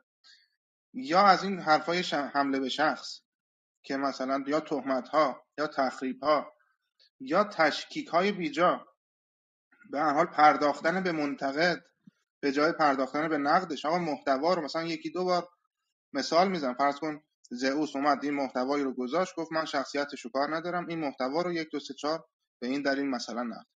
خب میگیم باشه این محتوا رو، ولی میذارن جلو به شخص میپردازن. 2 ساعت راجع به اینکه این شخص مثلا حالا گمان زنی بکنیم که این چیه. آقا محتواشو گوش بدید، استدلالشو گوش بدید، شخصو ول کنید، نگید نبینید که کی گفت، ببینید که چی گفت. محتواشو استدلالی نقد بکنید. من پیشنهادم اینه، خواهشم اینه که نقد که میکنید به محتوا استدلالی بپردازید، نه به شخصیت. خیلی ها در جهت مشخصا نقداشون بوی دشمنی و نفرت میداد، یعنی فضای نقدشون مشخص بود که یه کینه‌ای، عصبانیتی که تو چرا اصلا راجع ما نقد کردی در لحنشون و در نقدشون دیده میشه و این خیلی باعث تاسف. به هر حال من تشکر میکنم از آقای سلیمانی که دفعه سوم هست شاید جمعاً 10-11 ساعت انتقاداتی که بوده رو تو این 3 جلسه ایشون اومدند و بررسی کردند و پاسخ دادن. یک بار دیگه من کوتاه هدف رو از این جلسات میخوام مطرح بکنم. من خودم نقدی ندارم و فقط انتقاداتی که بود رو جمع‌آوری کردم و به شکل منسجم سعی کردم که ارائه بدم که مثلا یک جایی فرض کن مشخصا اینها وجود داشته باشه. هدف تقویت نقد خودی بود، تقویت تفکر نقاد، مخصوصا نقد خودی و همفکر. عرض به حضورتون که جلوگیری از مقابله با روحیه بتسازی و بتپرستی، توجه به منتقدین، روحیه توجه به منتقدین، که ما بریم به منتقدین همدلانه گوش بدیم، توجه بکنیم، نقداشون رو یادداشت بکنیم، پاسخ بدیم. این خیلی چیز خوبیه. بهبود عملکرد منتقدین و تحدی به این که دیگران هم اگر از کسی طرفداری میکنید، مثل منی که از سلیمانی، من نوعی که از سلیمانی طرفداری میکنم، نقدتونم مطرح بکنید، نقادانه پیروی بکنید. ببینیم که کسان دیگه، گروه های اسلامی، شیعی، ایتئیست، سیاسی، اینور اونور، اون کسی که ازش طرفداری میکنید رو ببینم همینطور میتونید بیارید به نقد بکشید و اونم بیاد استقبال بکنه و پاسخ بده و همه صداها شنیده بشه. امیدوارم که این ترویج پیدا بکنه که نقد خودی، به خصوص نقد کسی که شما هم فکر و طرفدارش هستید. به هر حال امیدوارم که مفید بوده باشه. اگر که نکته پایانی دارید آقای سلیمانی بفرمایید که خداحافظی بکنید. نه خواهش من اولا که از شما ممنونم رضا جان به خاطر ایجاد این اتاقها و امیدوارم که در آینده هم باز این فرصت فراهم بشه که اگر نقدی دوستان دارن اونا رو بشنویم. حالا بعد از اون دو جلسه اول که بیشتر نقدها از جانب دینداران مطرح شده بود، این بار بیشتر از جانب بخش خاصی از سیاسیون مطرح شده. امیدوارم در جلسه آینده، حالا 5 ماه دیگه 6 ماه دیگه میشه یا هر وقتی که شما صلاح بدونید، گروه‌های دیگر سیاسی هم به جمع منتقدین بپیوندند و از حرفای ما به هر حال سوالات و نقدهایی داشته باشن که ما بتونیم به اونها هم جواب بدیم. به هر حال روی صحبت که همه هدف من بازشناسی بسیاری از باورهای ماست، چه در حوزه دین چه در حوزه سیاسی، و هدف من هم اینه که با این بازشناسی دوباره در یک سیکل معیوب تاریخی نیفتیم و فکر نکنیم اگر یک بار خطا کردیم بار دوم دیگه خطا نخواهیم کرد، بلکه بهتره که یک بار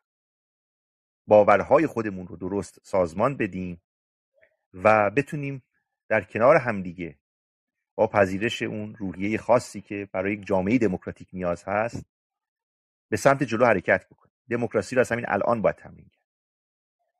اگر ما در زندگی خودمون در روشی که حداقل در اون جغرافیای کوچکی که در اختیار داریم، حالا خانه هست، یک محیط کاره، یک محیط اجتماعی است، یک محیط مجازی است، نتونیم اجرایی بکنیم، در جای دیگری نمیتونیم. اگر سیاستمداری رو دیدید، اگر انسانی رو دیدید، اگر فیلسوفی اندیشمندی رو دیدید خودش رو در یک اتاق کار حبس کرد و حاضر نشد صحبت دیگران رو، نقدهای دیگران رو، حتی فحاشی‌های دیگران رو بشنوه، یک مقدار نسبت به او بازنگری بکنید. هیچ کس در جایگاهی قرار نداره که بگه من به مردم پاسخ نمیدهم، به خصوص وقتی قرار امر مردم رو به عهده بگیره. حالا من قرار نیست امر مردم رو به عهده بگیرم، من فقط یک فکری دارم، یک دیدگاهی دارم. وظیفه من اینه که اون رو با دلیل اقامه کنم، دیگران میتونن بپذیرن، این حق رو هم دارن نپذیرن. اما وقتی خواستم امور مردم رو، زندگی مردم رو، سیاست و اجتماع رو به عهده بگیرم، اون وقت دیگر ما باید یاد بگیریم با او به مثابه یک انسان دارای حسن نیت برخورد نکنیم. خانم مرجان عزیز اشاره کردن که آقای شاهزاده رضا پهلوی چنین و چنانه. من همه این حرفا رو میپذیرم، کاملا هم قبول دارم، اما یک اصلی وجود داره در روانشناسی جوامع غربی، در جوامع دموکراتیک، و اون اینه که همیشه باید نسبت به سیاستمداران سوء ظن داشت، نه حسن ظن. به خاطر اینکه شما منابع قدرت رو در اختیار اونها داری قرار میدی و اونها میتونن به راحتی، حتی اگر هم تا دیروز که قدرتی نداشتن انسانهای خوبی بودن، بعدن رو به سمت فساد بیارن. ما خیلی از انسانهایی رو داشتیم در زندگی شخصیشون انسانهای بسیار خوبی بودن، ولی وقتی صاحب قدرت شدن دیگر نتوانستن کنترل کنن خودشون رو. این است که در نظامهای دموکراتیک نهادهای نظارتی بر روی قدرت، نه بر روی مردم، بسیار بسیار زیاده و دائما هم سعی میکنن این افراد رو تعویض بکنن یا فضای نقد رو فراهم بکنن که اونها احساس نکنن که در جایی هستن که میتونن کارهایی رو پوشیده از چشم مردم انجام داد. اینا بسیار کمک کننده است و من هم همیشه استقبال میکنم رضا جان از این اتاق‌ها. ممنونم از شما. فقط این نکته را عرض کنم که در پایان اظهار نظر حق هر کسی است. به هر طریقی هم میتونه اون رو انجام بده. هم میتونه به سلیمانی فحاشی بکنه، هم میتونه به سلیمانی نقد داشته باشه. اما سلیمانی امیری هم این حق رو داره که نسبت به نقدها پاسخگو باشه و اساساً باید به نقدها پاسخ داد، چون اونجا جایی است که دلیل اقامه میشه. ولی فحاشی‌ها نیاز به پاسخگویی نداره، ولی این حق برای اونها هست. این است که اگر من به بعضی از سخنان پاسخ نمیدم، دلیلش اینه که نقد نیستن، یعنی دلیلی نداده، مستندی اقامه نشده، فقط در حیطه مباهته یا مسائلی از این دسته که البته عرض کردم حق بسیاری از این افراد. عرضی ندارم رضا جان، در خدمت شما. ببخشید آقای سلیمانی، البته یه مخالفتی با این حرف شما دارم. این حرف شما که مثلا حق نفرت پراکنی، خب این از نظر حقوق بشری هم کسی حق نداره این کار، درسته آزادی بیانه، ولی کن تخریب و تهمت و اینها حتی جرم‌انگاری شده و اینکه شما این رو به اصطلاح بخواید موجه بکنید که نفرت پراکنی رو مثلا بذارید که انجام بشه و جلوشو نگیرید، این به نظرتون نتیجه این نمیشه که فضا نفرت بیشتری توش باشه، یا به اصطلاح اینو یه جور تایید و به اصطلاح سکوت مقابل این بد اخلاقی ها؟ نه رضا اینو جان، ببین من در مورد شخص خودم عرض کردم. اولا اینکه خب هر کسی میتونه دیدگاه خاص خودش رو داشته باشه که آقا شما، من خب بارها در شما اتاق به خودم. عنوان یکی که الگو هستید وقتی اینو راجع به خودتون میگید، دیگری هم ممکنه راجع به خودش فکر کنه این مثلا، و بعد تایید و سکوت مقابل این بد اخلاقی ها حالیت نتیجه اینطوری در بر خواهد داشت. نه نه ببینید، مسئله بر سر اینه که شما به عنوان یک شخصیت اجتماعی وقتی وارد فضا میشی و وارد فعالیت میشی، داستانش خیلی فرق میکنه با یک شخصی که وارد هیچ فضایی نشده. یعنی اون شخصیت اجتماعی که در فضای خاصی داره اظهار نظر میکنه، باید طبیعتاً بپذیره فضای باز آگاهی و اطلاعات. اما اینکه نفرت پراکنی میشود، من خب این کلمه خیلی پیچیده است که این نفرت پراکنی نسبت به چه کسی است؟ نسبت به سلیمانیه یا نسبت به یک قوم خاصی است، نسبت به یک نژاد خاصی است، نسبت به یک معتقدین خاصی است؟ این مسئله رو باید یک مقدار تفکیک بکنیم. بنابراین من معتقدم نه، فحاشی کردن به سلیمانی امیری که در یک فضای عمومی داره فعالیت میکنه امر موجهیه، خودش هم این اجازه رو میده چون معتقد در راستای اون آزادی اظهار نظر مؤثره. اما این حق رو هم سلیمانی امیری داره که پاسخی نده. وقتی یک نفر سلیمانی فحاشی میکنه، آیا باید بره پاسخ بده؟ نه خیر، چون اصلا موضوعیت نداره. ولی اگر ما بخوایم به بهانه نفرت پراکنی مانع اظهار عقیده دیگران بشیم، آرام آرام و پله پله وارد فضایی میشیم که بگیم بهتر دهانها رو ببند. نفرت پراکنی زمانی است که شما به یک قوم خاصی، به یک گروه یا مجموعه خاصی یه برچسبی رو بزنید که بخواید اونها رو از حقوق اجتماعیشون محروم کنید، که بخواید اونها رو از اون حق شهروندی محروم کنید. فرضاً یکی بگه سلیمانی الاغه، اما یه وقتی شما میگید که مثلا، حالا خودم مازندرانی هستم اینو بگم، مازندرانی ها الاغن، اینجا که داستان یک متفاوت میشه. من نظرم اینه که شما برای اینکه یه مقدار جامعه رو به سمت رو به جلو ببرید، چون ما همیشه این مطلب رو داشتیم که تمایل ما بر این بوده که از برخی مفاهیم سوء استفاده بکنیم. اگر بخوایم حق اظهار نظر نسبت به شخصی رو از دیگران که شخص عمومی اجتماعی است از دیگران بگیریم، این فضا رو به سمتی میبره که در همون بتسازی و در همون مسائل دیگر یواش یواش جاگیر میشه.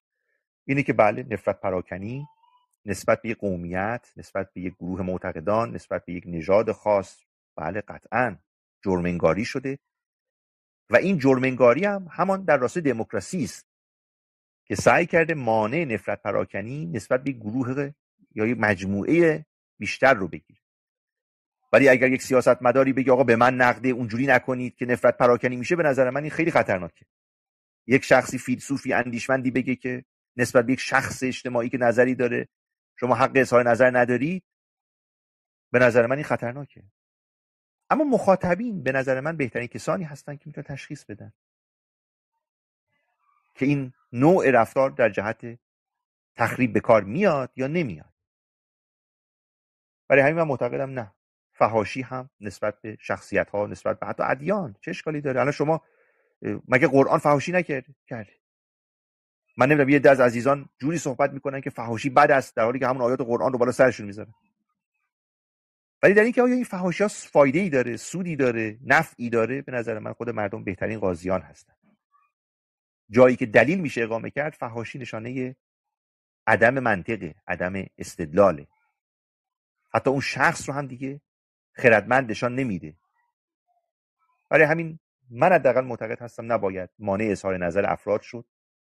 حالا یکی میخواد در قالب ترانه، شعر، کاریکاتور به شخصیتی از یک نفر نشان بفهم. ممنونم. به هر حال من با مخصوصا رکیک، حالا اصلا سلیمانی و ایناش مهم نیست، شخصش کلا حرف رکیک به هر شکلی به هر حال من مخالفم و این به هر حال اشکالی هم نداره. نظر شماست و اینم نظره. من در نهایت آخه رضا جان به ببین، من یه نکته کوتاه عرض کنم. ببینید برخی آخه از خود فحاشی های سلیمانی، این که شما این رو بچسبونید به آزادی، یک مثلا نشانه آزادی بیان، این رو خود فحاشی رو، خب این نظرش رو بگه ولی فوش نده، نمیشه، حتما باید فوش بده. خب اینو که نه اینو کار فهم ببینید ما چسبوندید. کار فرهنگی رو ما از دو راه میتونیم انجام بدیم. یا سیاست تقنینی بذاریم، مثلا یه وسیله واژگان رو مشخص بکنیم، بگیم از این واژگان وقتی استفاده میکنی این موجب نفرت پراکنیه، فحاشیه، و این حق رو برای طرف مقابل قائل باشیم که بره شکایت بکنه. هیچ اشکال نداره، اینا رو بله میشه به رسمیت شناخت در یک نظام. ولی یه کار فرهنگیه و اون کار فرهنگی اینه که ما هر چقدر بیشتر باید با ایجاد یک فضا به دموکراتیک تر شدنش کمک بکنیم. یعنی نباید بگیم که اگر فحاشی رو جلوش رو بگیریم همه چیز خوب خواهد شد. نه، من معتقدم شما میتونید یه بخشی از این فحاشی ها رو با تساهل بپذیرید، یعنی حداقل خود شخص من، یعنی قانون میتونه به من این اجازه رو بده که از رضا شکایت بکن، ولی من این کارو نکنم و معتقد باشم که شاید او دوبار این فحاشی رو کرد، ولی بار سوم دیگه وقتی احساس کنه فایده ای نداره یا مخاطبین از اون الگو برداری نمیکنن، اتفاقا اون رو طرد میکنن، پس میزنن، خب این کار فرهنگی زمانبریه که میتونه مفید باشه. پس راه اشاره اینه که شما میتونید حق رو برای آقای رضا قائل باشید که اگر سلیمانی بهش فحاشی کرد بره شکایت بکنه، اگر توهین کرد، اگر مطلبی خلاف واقعی یا جرمی رو به اون نسبت داد بره شکایت بکنه. اما این حق رو هم به سلیمانی در واقع به رضا قائل باشید که دوست داره کار فرهنگی هم بکنه و با توجه به عواقبی که داره یه مقدار فضا رو بازتر بکنه. ما اینو باید از خودمون شروع بکنیم. یعنی روی صحبت من اینه که ما یه مقدار اونهایی که کارهای اجتماعی کردن یا کارهایی که در سطح جامعه، آره شبکه‌های مجازی، اینها یه مقدار رنجور شدن و هر نقدی رو توهین خطاب میکنه. شما دیدید دیگه، آقا چرا به شاهزاده توهین میکنیم؟ میگه آقا کجاش توهینه؟ یعنی کار به جایی رسیده که ما یه سری شخصیت ها رو بردیم در یک زرورقی حفاظتی پیچیدیم و جوری برخورد کردیم که هیچ کس اجازه نقد نداره. حتی نقد رو توهین میدونن، تخریب میدونن، فحاشی میدونن. و یه مقدار باید ما این رو دایره‌اش رو تنگتر بگیریم که افراد آزادی عمل بیشتری داشته باشن. هرچند من معتقدم اونهایی که فحاشی میکنن تعدادشون خیلی کمه. اونهایی که سعی میکنن با این نوع ادبیات صحبت کنن تعدادشون خیلی کمه و اونم با کار فرهنگی میشه درست بشه. اما این حق شکایت برای کسانی که چه بسا مثلا یکی میگه فلانی قاتله، فلانی کلاهبردار، فلانی دزده، محفوظه که وقتی جرمی رو به یک شخصی شما نسبت میدی او بتونه این شکایت رو هم انجام.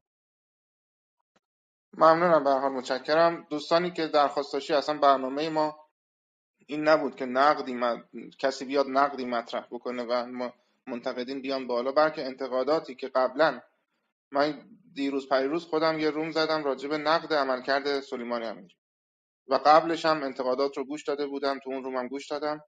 هدف این بود که انتقاداتی که قبلا مطرح شده رو به شکل مرتب و منسجم مطرح کنم.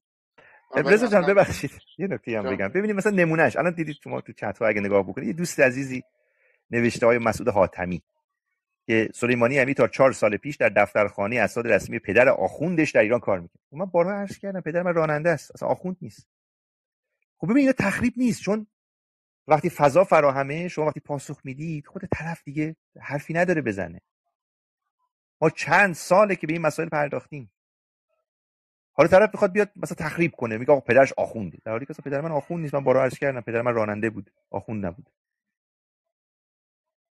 و من نزدیک به 6-7 سال اصلا در ایران نیستم. خب ببینید بذارید فضا باز باشه، از هر کی حرف بزنه. الان همین شما نقدها رو جمع کردید یا مثلا خودتون سنجیدید گفتید اینا بعضیاشون دیگه نقد نیست، اصلا قابل طرح نداره. ولی وقتی ما فضا رو ببندیم، باور کنید همه مردم فکر کنن آقا پدر سلیمانی آخوند بوده، حتما آخوند بوده. ولی وقتی فضا بازه، شما هر چی مردم دارن میگن شما هم پاسخ میدید و این به نظر من خیلی کمک کننده است به ایجاد یک فضای خیلی خوب. بفهم. ممنون. حالا باز خوبه شما پدرتون رو میگن آخوند، من خودم رو میگن آخوند. به هر حال اینم هست. من در نهایت یه ابراز تأسف دارم و یه تحسین برای خدافزی. بین این همه ابراز تأسف ها بیشترین تأسف رو من برای گروه‌هایی از مسلمان‌ها و برخی ایتئیست‌ها خوردم تو این فضا که خودشون مخالف پادشاهی بودن ولی اومدن به سلیمانی تحقیر و توهین از زبان اونها، یعنی تو آتش اونها فوت کردند. این بیشترین یعنی این حالت زرنگی کثیف که تو خودت اصلا مخالف پادشاهی، حالا می‌بینی پادشاهی‌ها سوگیری پیدا کردن بری اون ور وایسی با اونا فوش بدی. این دیگه خیلی بدترینش بود. و من بازم برای بار پنجم اینو اول روم گفتم، آخر روم هم میگم که من اون محتوای دینی که آقای سلیمانی میگه رو خودم اونقدر عقلم میرسه که تایید بکنم، مطالعاتم میرسه که تایید بکنم، ولی اون محتوای سیاسی رو نه، سوادم نمیکشه که بخوام محتواش رو مثلا نظری بدم، ولی کلیتش رو تحسین میکنم. این کلیت این که یک کسی شجاعت بکنه مقابل اسلام و تشیع بیسته و نقد جدی بکنه، بدونه که اون طرف یه عده عصبانی میشن، یه عده دشمنی میکنن، یه عده ممکنه هزینه درست بکنه. این شجاعت رو داشته باشه مقابل، حالا چه به اصطلاح پادشاهی هم بیسته و بخواد نقد بکنه، حالا نگیم 100% مقابل، یا بخواد کنارشون بیسته و نقدشون بکنه، با اینکه میدونه که اون طرف هم دشمنی خواهد کرد، یه عدهشون لااقل عصبانی خواهند شد، حتی از طرفداران خودش ممکنه مقابلش قرار بگیرن یا ریزش بکنن، و با اینکه میدونه که این هزینه داره، این شجاعت رو داره، غض نظر از اینکه محتواش چیه. اصلا تو فرض کن محتواش غلطه، خوبه، همین که شجاعت میکنه این حرفو میزنه، به نظر خودش که درسته، همین که شجاعت میکنه این حرفو میزنه و این جایگاهی رو که به عنوان منتقد بیطرف و روشنگر برای خودش تعریف کرده، کلیت این حرکت قابل تحسینه. این حرف پایانی من هست. من بازم تشکر میکنم از آقای سلیمانی که اومدن و صحبت کردن درباره انتقادات، خانم دنیا، مرجان و دیگر دوستان. امیدوارم که مفید باشه. وقتتون بخیر و به سلامت.